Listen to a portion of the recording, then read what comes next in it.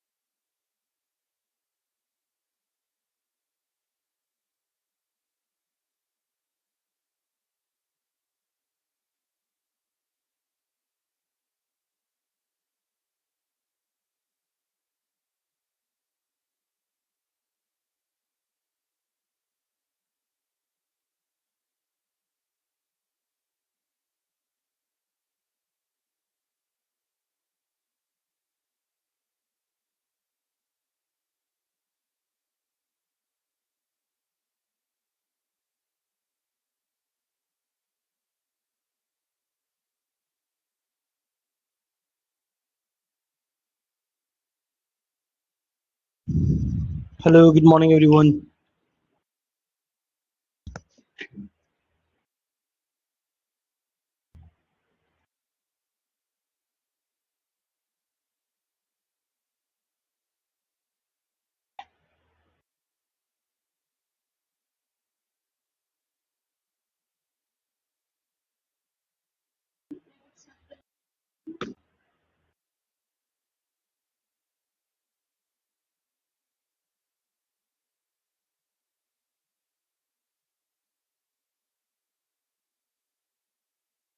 Access बताइए गटअप का किसके पास नहीं है।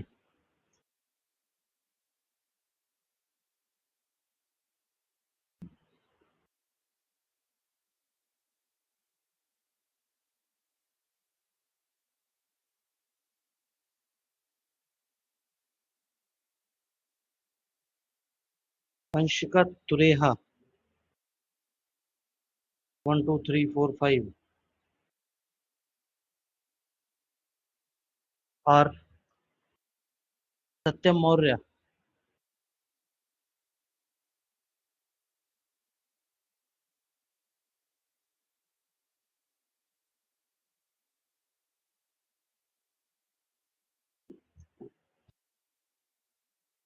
और कौन है? इमरान।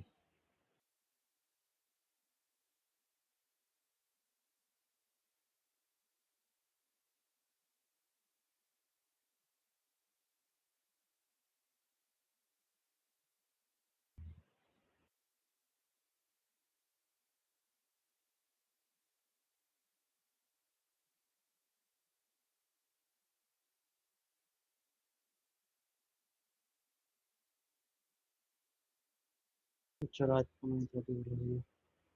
और कौन है? प्रणव।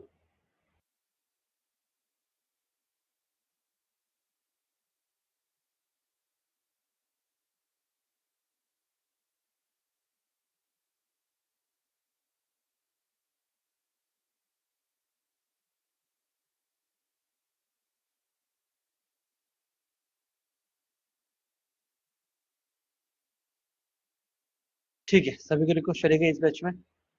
डन। आधे तो दिया यार वो। इमरान हो गया दोबारा। मुकेश उपाध्याय, तो तुम्हारा वो गेटअप अकाउंट दो यार मुकेश। वो आपने भरा नहीं, फॉर्म नहीं भरा था वो आपने। नहीं है नाम तुम्हारा। ये है तो यार, हो तो यार तुम कोलैबोरेटर, ये तो एक्सेस।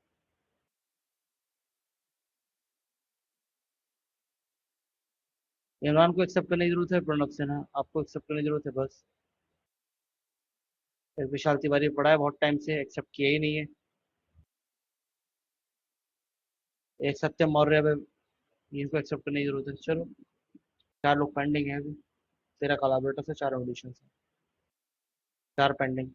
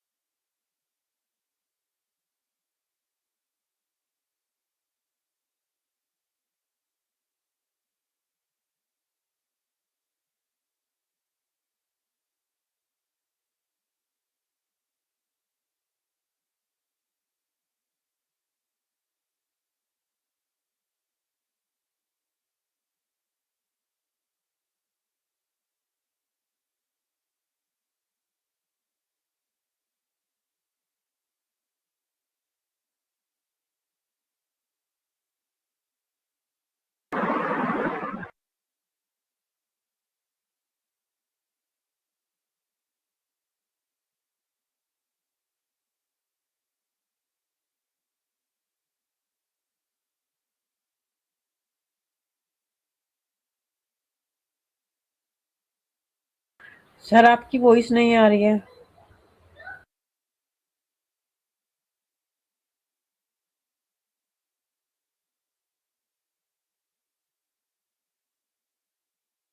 अभी वॉइस आ रही है?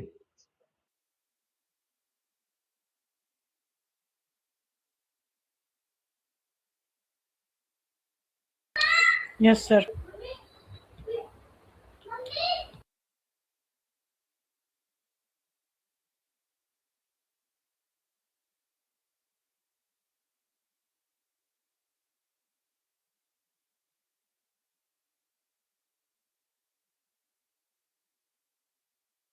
अब देखिए, जैसे मान लीजिए फर्स्ट हाईएस्ट आ रहा है आपके पास, है ना? आपको निकाला सेकंड हाईएस्ट वैल्यू निकाल लिया आपको। तो सेकंड हाईएस्ट वैल्यू बोल दिया जहां पर एम्प्लॉय का सैलरी लेस देन हु 79,367.36 ये आपने बोल दिया, एंटर किया तो सेकंड हाईएस्ट आ गई। सेकंड हाईएस्ट वैल्यू होगी 70,000, राइट। लेकिन वहाँ आपको फर्स्ट हाईएस्ट हार्ड कोडेड लिखनी पड़ी ना वैल्यू, लिखनी पड़ी आपको। तो यहाँ पे बस यहाँ पे कॉन्सेप्ट आता है आपके पास सब क्वेरी का। सब क्वेरी मतलब ये होती है कि आप एक क्वेरी को दूसरी क्वेरी के साथ लिख सकते हो। दो क्वेरी मिक्स करके आप लिख रहे हैं, है ना, दो क्वेरी को आप मिक्स करके लिख रहे हैं, वो सब क्वेरी कहलाएगा आपके पास। ऐसे करके होगा। ये लिया आपने, यहाँ रखा, यहाँ आपने बोल दिया कि अब यहाँ पे देखिए क्या करेंगे, आपको यहाँ कंडीशन लगनी है वेर में, राइट ना। तो आपने क्या किया, इस कंडीशन की जगह वो वैल्यू रखने की जगह यहाँ पर एक और क्वेरी रख दिया आपने कि select maximum from employ salary from employee table. That's it. देखो समझ में आई बात। अब एक्चुअली पहले तो मैं लिखी थी 79,000 समथिंग, राइट। अब मैंने लिखा नहीं, मैंने क्या कर दिया, मैक्स कॉमा लगा दिया।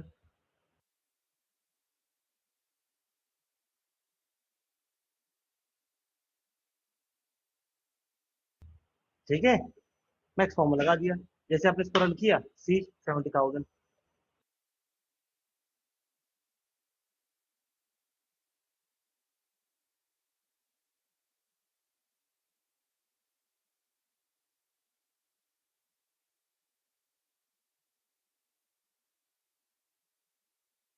सही आ रहा है ना आउटपुट।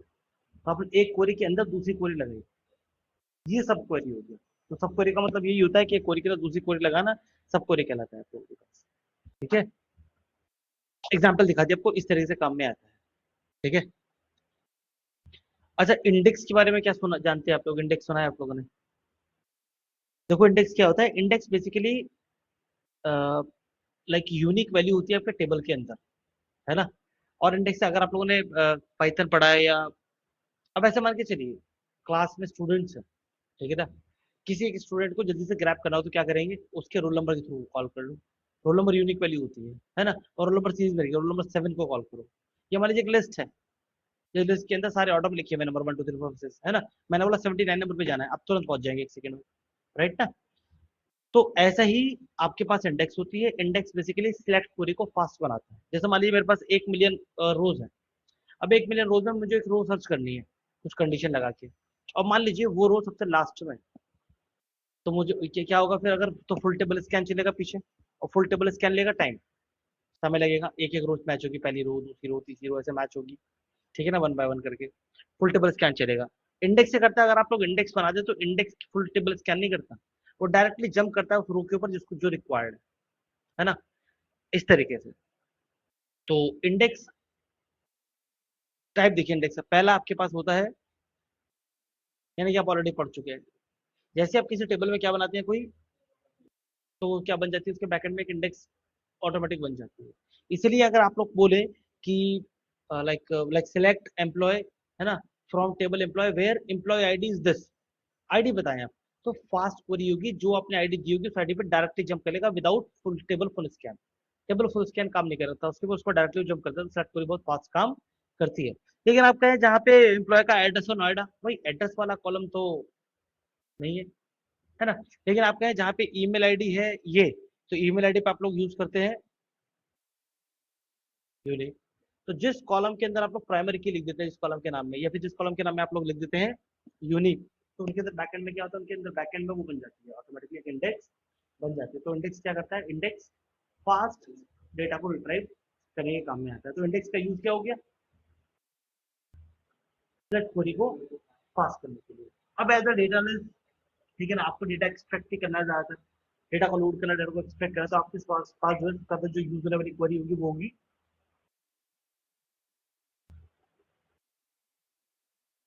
यूजर वाली क्वेरी होगी, वो होगी सिलेक्ट क्वेरी। तो आप लोगों के लिए इंडेक्स काम की चीज होगी, है ना। बाकी ओवरऑल इंडेक्स जो है ना वो सही नहीं है, वो आपके टेबल में बाकी ऑपरेशन को स्लो करती है। जैसे कि मान लो मेरे पास 1 मिलियन रोज है ना, मैंने क्या किया, मैंने सेकंड नंबर की रो को डिलीट कर दिया। क्या किया, अब मैंने आपको बताया ये इसलिए पकड़ पाता है जल्दी से क्योंकि वो ऑर्डर में लगा होता है। अगर सेकंड रो आपने डिलीट कर दी तो ऑर्डर तो बिगड़ गया ना।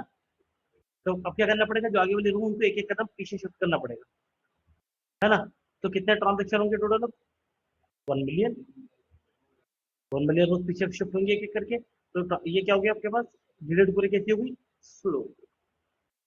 को डेटा अपडेट किया, स्लो हो गया। को डेटा कहीं बीच में इंसर्ट कर दिया, स्लो हो गया। तो आपकी जो बची हुई आपके पास जो इंसर्शन ऑपरेशन है, डिलीशन है, अपडेशन है, वो स्लो हो जाते हैं, सिर्फ फ्लैट कोरी स्पीड बन जाती है ना। तो यानी कि इंडेक्स होना तो चाहिए लेकिन टू मच इंडेक्सेस हो, ज्यादा नहीं। ज्यादा इंडेक्स बनाएंगे तो प्रॉब्लम, क्योंकि प्राइमरी की और यूनिक इंडेक्स बनती है, आप इन्हें बनाओ।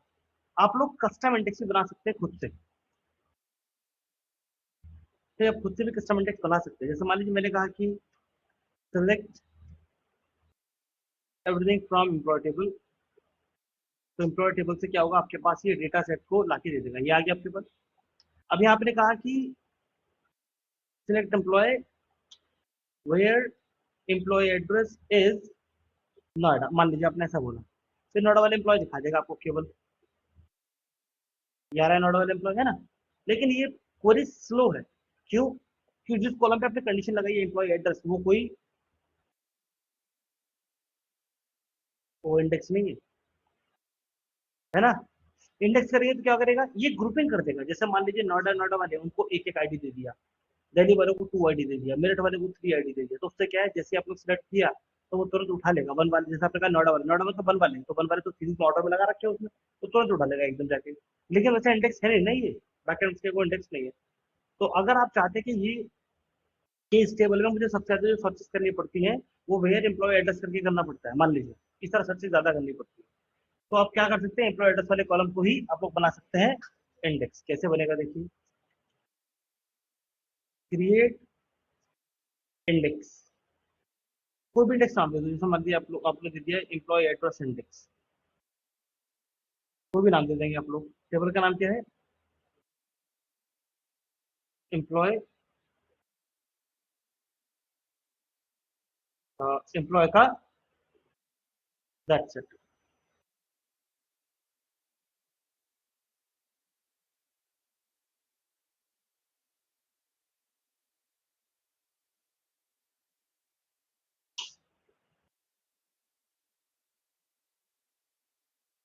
ठीक है, दैट्स इट।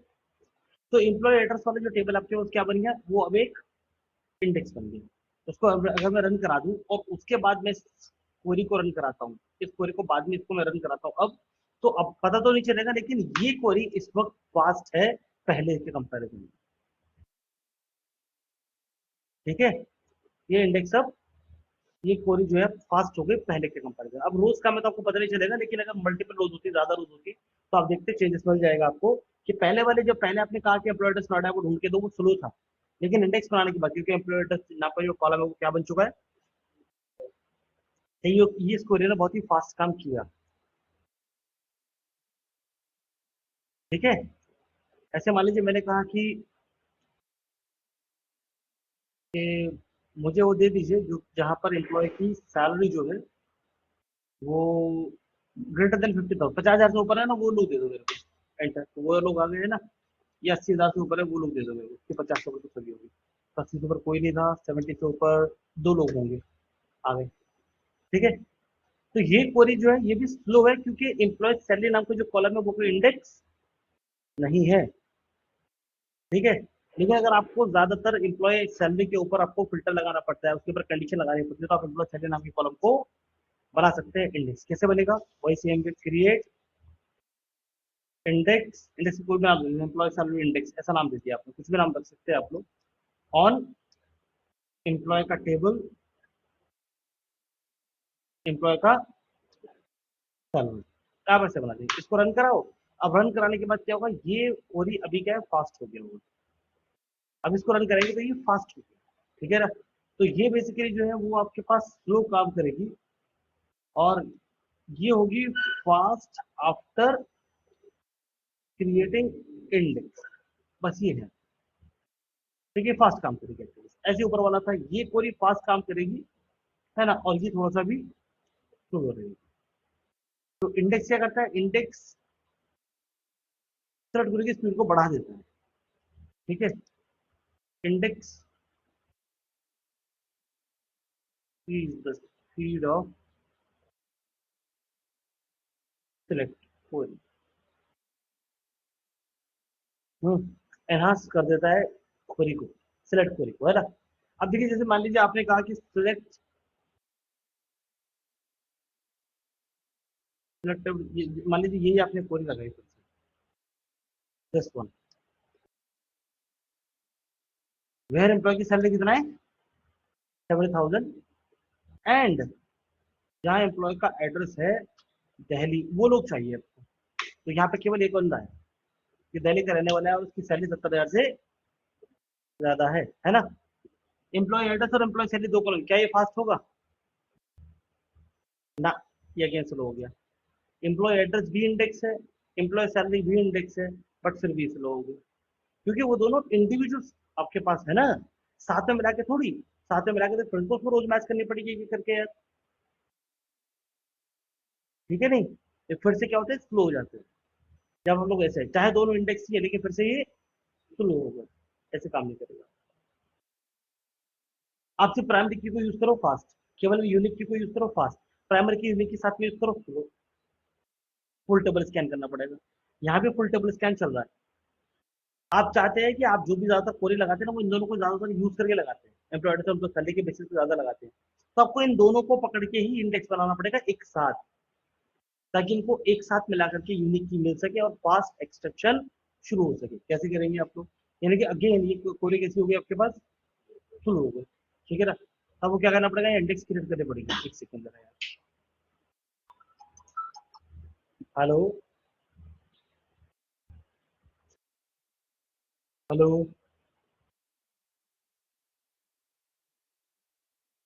आवाज नहीं है।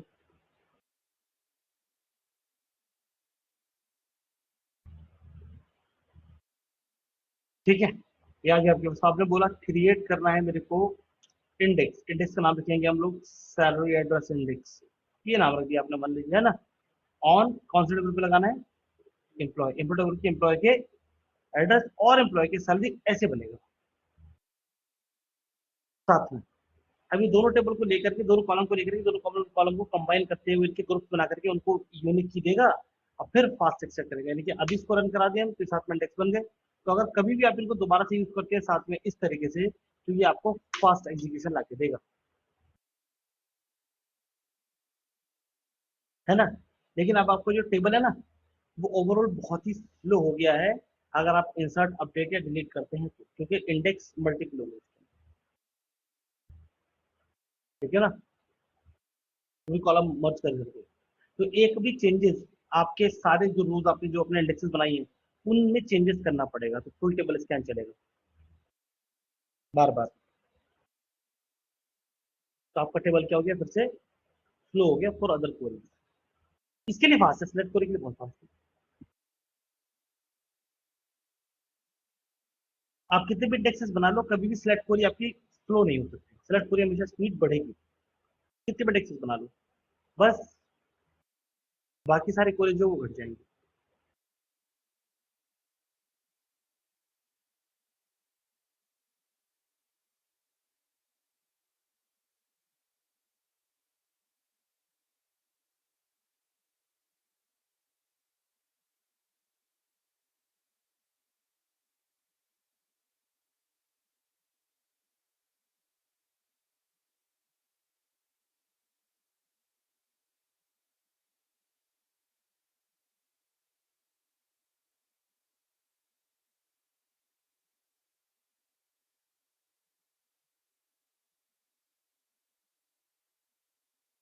ठीक है, समझ में आ गया। चलो एक टॉपिक और पढ़ते हैं, बस लास्ट टॉपिक है आपका ही, ये है कर्सर। कर्सर देखिए, कर्सर क्या होता है। कर्सर बेसिकली, मतलब मैंने इसको कभी नहीं देखा यूज करते हुए किसी को भी, कभी भी ना डेटा एनालिसिस में, ना मैंने कभी देखा इसको इंडस्ट्री में काम करते हुए किसी को, इस कर्सर मैंने कभी नहीं देखा इस पे काम करते हुए कर्सर पे। सबसे ज्यादा यूजलेस टॉपिक लगा मुझे अब तक, पता नहीं क्यों है ये, लेकिन चलो ठीक है। कर्सर क्या करता है, जैसे मान लीजिए आपने एक टेबल को प्रिंट करना है, यहाँ पे आपने बोला select everything from employee table, तो एम्प्लॉय टेबल का डेटा सारा प्रिंट कर दिया इसने, है ना, और आपने देख लिया ये रहा। सोचिए सारा डेटा एक साथ प्रिंट ना हो और डेटा वन बाय वन ऐसे प्रिंट हो कि पहला रो दिखाई दे बस आपको केवल, एक टेबल खुली है टेबल नंबर 17, ऐसी टेबल 18 खुले उसमें दूसरी रो दिखाई दे, एक टेबल 19 खुले उसमें दूसरी रो दिखाई दे, एक टेबल 20 खुले उसमें दूसरी रो दिखाई दे, यानी कि एक रो, एक टेबल में केवल एक ही रो दिखाई दे आप, यानी कि 1/2, मतलब ये कैसा हो गया, ये लूप जैसा हो गया, जैसे लूप होता है ना आपके पास, ये कुछ वैसा हो गया।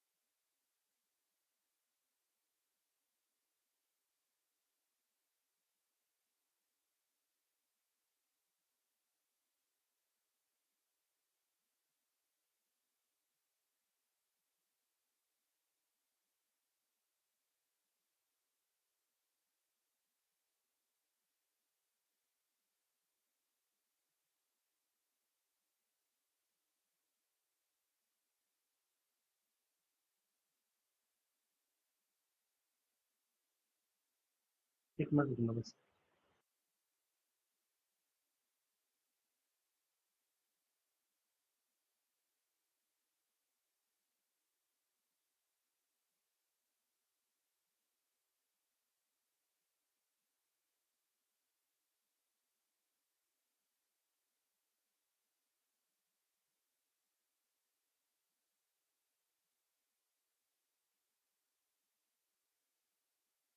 हाँ, कर्सर देखिए, कर्सर क्या करता है तो मैंने आपको बता दिया। कर्सर बेसिकली आपके किसी टेबल को आपने लोड किया, तो उस टेबल में किसी भी एक जो टेबल लोड किया आपने, तो उसमें डेटा होंगे ना, उसके डेटा को एक एक करके प्रिंट करेगा। मतलब एक टेबल पे डेटा, दूसरे टेबल पे दूसरा डेटा, तीसरे टेबल, ऐसे करके एक एक टेबल में एक एक डेटा इस तरह लोड करेगा।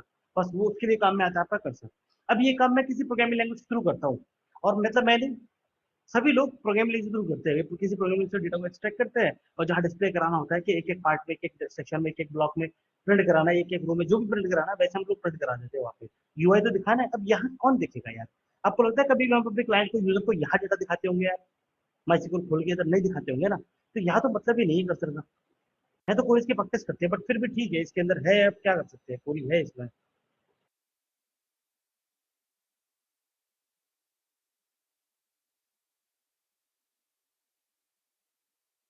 ठीक है, ये कर्सर है आपका।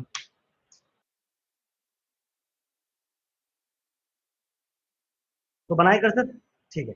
देखिए कर्सर बेसिकली कैसे बनेगा कर्सर, तो कर्सर तो मतलब एक पार्ट है जो कि बस डिस्प्ले कराने के लिए काम में आता है किसी भी डेटा को one by one. That's it, और कुछ नहीं कर सकता। उसके लिए अपन क्या करते हैं, हम लोग वैसा कर लेते हैं।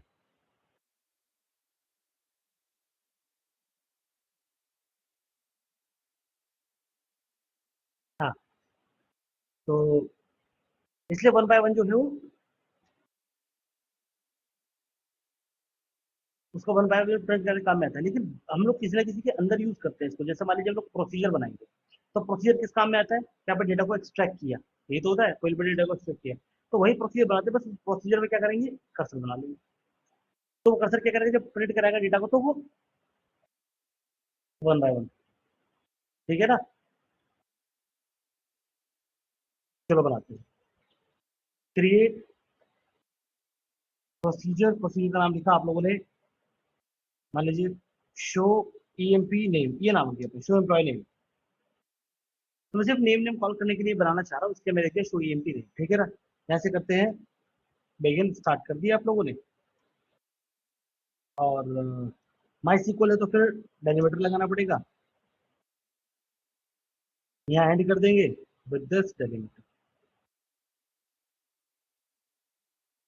यहाँ अपने सीक्वल क्वेरी को आप लिख सकते हैं।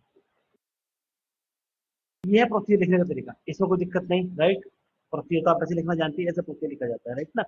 ये अपना तरीका हो गया। अब क्या करना पड़ेगा, आपको वेरिएबल्स डिक्लेयर करने पड़ेंगे। एक तो वो वेरिएबल जिसके अंदर आप लोग नेम को लोड करेंगे, जैसे मैंने बोला यहाँ डिक्लेयर कर दीजिए। देखो वेरिएबल मैंने आपको बताया, मैंने एट द रेट करके आप लोग बना के छोड़ सकते हो, है ना? एट द रेट बनाया आपने, और वैसे आप लोग छोड़ सकते हैं। और ऐसे डिक्लेयर करके भी वेरिएबल बनते हैं। डिक्लेयर आपने कहा डन नाम से, डन नाम से आप लोग एक वेरिएबल बना देंगे। डन, इसकी वैल्यू आपके पास इंटीजर टाइप की होगी, और डिफॉल्ट वैल्यू इसके अंदर अभी मान लीजिए वन है। वन मतलब ट्रू होती है ना? डिफॉल्ट वैल्यू इसकी रहेगी वन। वन मतलब ट्रू है आपके पास। ठीक है, आप यहाँ पे ट्रू ले लो या फॉल्स ले लो, यानी कि जीरो ले लो, या फिर ट्रू लिख दो आप लोग या फॉल्स लिख दो। बात है कि फॉल्स लिखेंगे तब भी जीरो जाएगा, डन में से कोई फर्क नहीं पड़ता आपको। ठीक है, मतलब जीरो या वन ले लो। बेसिकली किसने ब्रेकिंग पॉइंट बना रहे हैं, हम लोग लूप चलाने वाले हैं, तो लूप कंटिन्यू चलेगा। हम कहेंगे लूप चलाते रहो जब तक कि डन की वैल्यू ये है ना? और जैसे ही लूप ब्रेक करना होगा तो इसको क्या कर देंगे, फास्ट ट्रू कर देंगे। ट्रू करे, ट्रू होगा तो फास्ट कर देंगे। बात है कि तो कुछ भी वैल्यू पहले ले लो आप लोग। तो हम लोग पहले से क्या ले लिया, मान लीजिए फास्ट ले लिया, तो अगर जैसे लूप खत्म हो जाएगा तो हम उसे क्या कर देंगे, ट्रू कर देंगे। ठीक है ना? Declare employee name. एक मैंने एम्प्लॉय नेम नाम का वेरिएबल बना लिया, इसके अंदर वैल्यू डेटा होगा, और 100 लेंथ होगी इसकी। कॉलम का नाम नहीं है, क्या है, क्या है ये भी आपके पास वेरिएबल, दो वेरिएबल डिक्लेयर कर लिया, डन और एम्प्लॉय नेम। ठीक है ना? इसमें ये किसने बनाया आप लोगों ने? जब आप लोग डेटा को सिलेक्ट कर लेंगे तो उसे सिलेक्ट करके कहा कर्सर में रख लेंगे। और जब कर्सर से कहते हैं डेटा फैच करो, डेटा कर्सर, कर्सर में डेटा फैच करो, तो कर्सर एक ही डेटा को देता है। तो पहला नाम देगा तो उसे कहाँ रख लेंगे, वेरिएबल में, ईएमपी नेम में, उसे प्रिंट करा देंगे। फिर जब दोबारा फैच करें तो फिर से एक और नाम देगा, उसे ईएमपी नेम में रखेंगे, फिर प्रिंट करा देंगे। तीसरी बार फैच करेंगे तो फिर एक नाम देगा, थर्ड वाला, फिर उसे ईएमपी नेम नाम के वेरिएबल में लेंगे, उसे प्रिंट करा देंगे। तो प्रिंट तो वेरिएबल का नाम ही करा सकते हो ना? तो एम्प्लॉय नेम, तो मैंने क्या बताया, सिलेक्ट करेंगे सारे नाम और कहाँ स्टोर कर लेंगे उसे, कर्सर में। और कर्सर से कहाँ ले लेंगे, एक एक करके, एम्प्लॉय के नेम नाम के वेरिएबल में, और उसे प्रिंट कराते रहेंगे वन बाय वन करके। ठीक है, अब यहां से आप लोग डिक्लेयर कर देते हैं एक कर्सर, तो एम्प्लॉय कर्सर, ईएमपी करना रख दिया मैंने, ईएमपी कर मतलब कर्सर ही हो गया आपके पास। ठीक है ना, ये हो गया आपके पास कर्सर, ये कर्सर डिक्लेयर कर दिया आपने। फॉर किस लिए कर रहे हैं आप लोग, वो यहाँ क्वेरी बता दो, सिलेक्ट एम्प्लॉय का नेम फ्रॉम एम्प्लॉय टेबल, देख लीजिए। अब यहाँ पे select employee name from employee table जो लिखा था, एम्प्लॉय नेम से सारे नेम को पढ़े, और नेम पढ़ के कहाँ ले गई, ईएमपी कर्सर के अंदर नाम सारे के सारे लोड हो गए, है ना। तो मैंने आपको क्या बताया था, हम डेटा को पढ़ के कहाँ स्टोर कर लेते हैं, कर्सर में, और जब कर्सर डेटा निकालेंगे तो कैसे निकाल के देगा, वन बाय वन। कभी डेटा को पढ़ा, सिलेक्ट नेम फ्रॉम एम्प्लॉय, तो एम्प्लॉय टेबल से नेम पढ़ के उससे कहाँ स्टोर करा दिए, एम्प्लॉय कर्सर में। ठीक है, एम्प्लॉय कर्सर में सारे नेम स्टोर करा दिए। ऑनलाइन बोलो, बात समझ में आ रही है।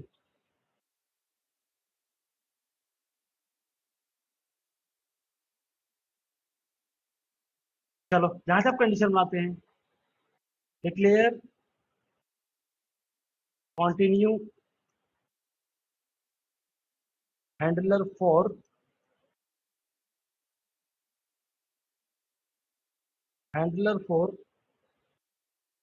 Not found set done equal to true. देखिए समझ में आ रहा है, आपका जो है हैंडलर जो वो कंटिन्यू चला रहेगा, तो हम लोगों ने सेट कर दिया, declare continue handler for not found condition में सेट कर दिया कि जब तक कर्सर से आप डेटा को फैच करते रहेंगे नहीं, तो वन बाय वन करके नाम आता रहेगा आता रहेगा आता रहेगा। लेकिन जैसे नाम नहीं आया, इनकी कंडीशन क्या आ गई, नॉट फाउंड, तो कंडीशन पे क्या सेट हो जाएगा, डन की वैल्यू ट्रू, पहले कितनी थी फॉल्स, अब कितनी सेट हो गई ट्रू, यानी ट्रू होने का मतलब ये कि यहाँ पे रुक जाना, समझ आया। अभी हम ऊपर फॉल्स ट्रू लिख देते तो नीचे फॉल्स कर देते, बात एक ही, कुछ भी रख लो पहले, है ना। हमें बस कंडीशन चेंज करनी है, तो यहाँ पे बोल दिया कि declare continue handler for not found set done equal to true, ये आपने कर दिया, ठीक है ना। बस स्टार्ट करते हैं, फिर ओपन कर दीजिए अपना कर्सर, ओपन कर्सर, ऐसे लिखने से आपने कर्सर ओपन कर दिया। और कर्सर का नाम क्या है आपके पास,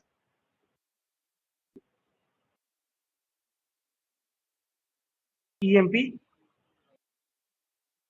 अंडरस्कोर कर्सर,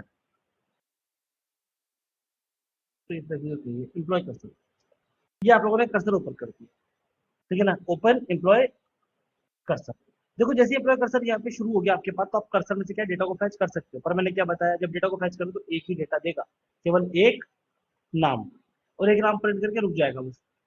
भाई ये क्या टॉप टू बॉटम काम करता है ना, पीछे थोड़ी जाएगा, सीक्वल क्वेरी पीछे नहीं जाता, वो तो आगे चलता रहेगा। इसलिए यहाँ जरूरत पड़ती लूप की, लूप मतलब जो एक ही क्वेरी को बार बार एग्जीक्यूट करता रहे, तो आपने यहाँ पे बोल दिया रीड अंडरस्कोर लूप, मतलब एक नाम दे दिया छोटा सा, और यहाँ लूप लिखने से लूप स्टार्ट हो जाए, रीड अंडरस्कोर लूप नाम दे दिया अपने, ये कोई भी नाम लिख सकते हैं आप लोग, मैं रूट लूप दे दिया है। तो यहाँ जो भी आप लिखेंगे ना इसके अंदर, वो सब कहा जाएगा लूप के अंदर जाएगा, और बार बार रन करेगा। आपने क्या बोला, आपने बोल दिया, आपने बोला कि कहाँ पहुंच गया कर सकते,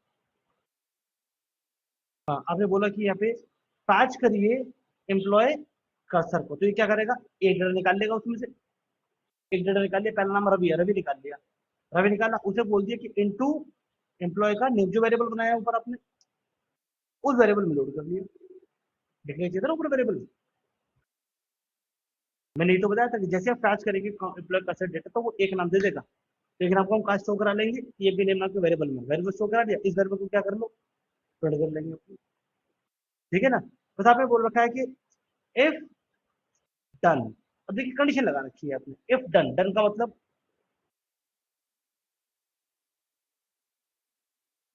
अभी डन का मतलब फॉल्स है ना ऊपर, डन का मतलब फॉल्स है ना, अरे डन मतलब फॉल्स ही तो है यार। इफ डन, तो इसके अंदर पता नहीं, इसके अंदर ट्रू लिखा होगा तो काम करेगा, फॉल्स लिखा होगा तो नहीं करेगा, तो इफ डन फॉल्स नहीं करेगा ना। इफ डन यानी कि अगर ये फॉल्स है, अगर ये ट्रू हो जाता है, तो ट्रू, तो फिर ये ट्रू कब होगा, देन लीव कर देना है रीड अंडरस्कोर लूप, ये आपने लूप को ब्रेक करने की कंडीशन यहाँ पे लगा दी, कि यहाँ से लीव कर देना है आपको रीड लूप को, और रीड लूप को ब्रेक करने की कंडीशन क्या है, कि अगर डन की वैल्यू कितनी हो जाए, ट्रू हो जाए। अभी डन की वैल्यू कितनी है, फॉल्स है आपके पास ये, ठीक है ना। बस, और यहाँ पे आप लोग अपना एंड कर लेंगे अपना किसको, इसको, और अगर यहाँ पे लीव नहीं हुआ लीव, यानी कि भाई डेटा है तो एक काम करो, डेटा को प्रिंट करा दो, ये रहा आपके पास एम्प्लॉय का नेम, ये आपके पास एक टेबल में डेटा को प्रिंट कर दे, ऐसे प्रिंट करना है। अभी लूप चलता रहेगा आपके पास, जैसे w की वैल्यू ट्रू हो जाएगी आपके पास, ये क्या हो जाएगा, लूप रुक जाएगा, तब तक प्रिंट होता रहेगा जब तक कि डेटा है आपके पास। ठीक है, यहाँ पे जो आपका लूप चल रहा था वो भी अब क्या कर देंगे, एंड लूप, उस लूप को भी ऐड कर देंगे यहाँ। ठीक है ना, ये लूप एंड तभी होगा जब आपके पास, है ना। और यहाँ आप लोग अपने क्लोज कर लेंगे किसको, ईएमपी का जो ऊपर करा था ना आपने ओपन ईएमपी कर्सर, है ना, यहाँ पे जो कर्सर ओपन किया था वो यहाँ पे क्या कर दिया आपने, क्लोज कर दिया। ये आपके पास आपका प्रोसीजर पूरा हो गया। इसको रन कराया आप लोगों ने, और इसको अपन कॉल करके देखते हैं अभी, एक मिनट। कर्सर का नाम रखा है हमने, क्या नाम, शो ईएमपी एम्प्लॉय नेम है ना, शो एम्प्लॉय नेम लिखा है हम लोगों ने, ये रहा आपके पास। आपने कहा कॉल करके दिखाओ मेरा ये कर्सर, है ना, रन कराओ। पहला रमन, दूसरा योगेश, तीसरा रोहन, चौथा सुयश, पांचवा योगेश कुमार और छठा योगेश कुमार। अलग अलग टेबल में प्रिंट हुए, मुझे नहीं पता इसका क्या यूज है, कहाँ आपके काम में आएगा जिंदगी में मुझे नहीं पता, लेकिन आपको सिखा दिया। ये आखिरी टॉपिक है कर्सर, उसके बाद ये आयशेगा जाग जाओ, अच्छा सो नहीं रहे हो, जाओ। कॉल शो ईएमपी नेम है ना, एम्प्लॉय के नेम जो है आप लोगों ने यहाँ प्रिंट कर, तो एक एक करके प्रिंट होगा आपके पास, एक टेबल में एक नाम प्रिंट हो रहा है, ऐसे बोलते।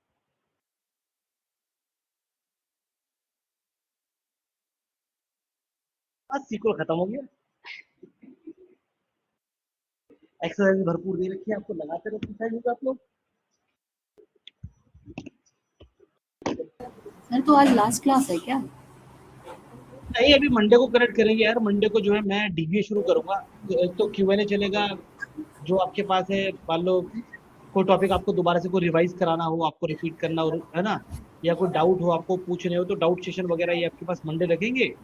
और नहीं होगा कुछ भी तो मंडे को फिर मैं, या फिर मान लो मैं प्रोजेक्ट दे रहा हूँ, जैसे आज तो प्रोजेक्ट से रिलेटेड कोई डाउट हुआ आपके पास है कुछ भी तो पूछ लेना, नहीं तो फिर हम लोग मंडे से डीबीए शुरू करेंगे, डेटाबेस एडमिनिस्ट्रेटर डीबीए पढ़ना शुरू करेंगे। वो डीबीए ज्यादा मतलब सभी के लिए इंपॉर्टेंट नहीं है, तो जिनको जरूरत है वो पढ़ लेना, बाकी कोई दिक्कत नहीं है। डीबीए का होगा, उसका डीबीए में लाइक रोल्स बनाना, यूजर को एक्सेस देना, प्रिविलेजेस सेट करना, ये सारा काम होगा इसके अंदर, तो ऑथेंटिकेट करना, सर और ग्रांट कितने करना, क्लासेस रिवॉक होंगे? करना। है जी, और कितने क्लासेस लग सकते हैं?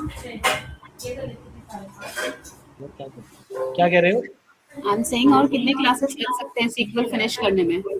सीक्वल खत्म हो गया, फिनिश आज ही खत्म हो गया सीक्वल, मैंने आपके बेसिक प्रोजेक्ट पे डाल दिया, बस मंडे को एक डाउट सेशन रखेंगे, खत्म हो गया वो। उसके बाद और उसके बाद उसके बाद मैं इसी सेशन में 2 से 3 क्लास और लूंगा डीबीए की, जहाँ डेटाबेस के, जहाँ मैं माइस्क्ल के अंदर लाइक डेटाबेस का बैकअप बनाना, उसकी रिकवरी करना, तो सिक्योरिटी वो लगाना। क्लासेस ट्यूसडे को होंगे? Tuesday Tuesday Wednesday? से करेंगे, हाँ ट्यूजडे से करेंगे, वही मैं कह रहा हूँ।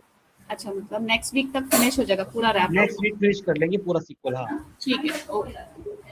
मंडे को आप करो जो भी आप लोगों को लाइक कुछ और देखने चीजें ना, कुछ पूछना है, कोई टॉपिक रिवाइज करना, वो मंडे को करा लेना, ये है।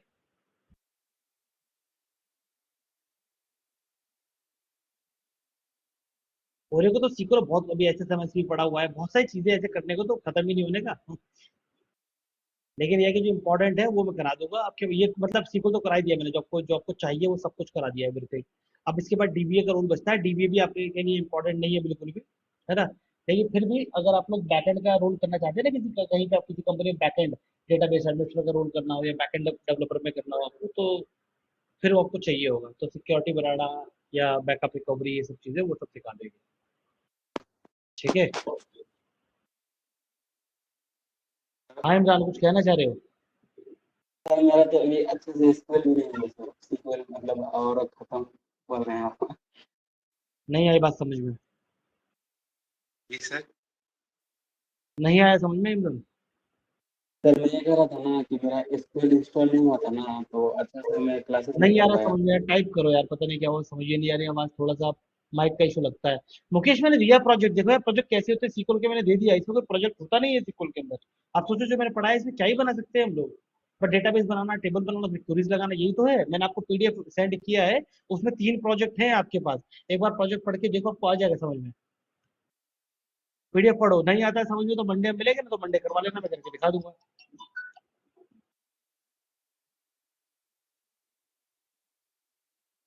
ठीक है ना, मंडे क्रेडिट करके मंडे कर लेंगे इसको। ठीक है, चलो ठीक है online, thank you, bye bye.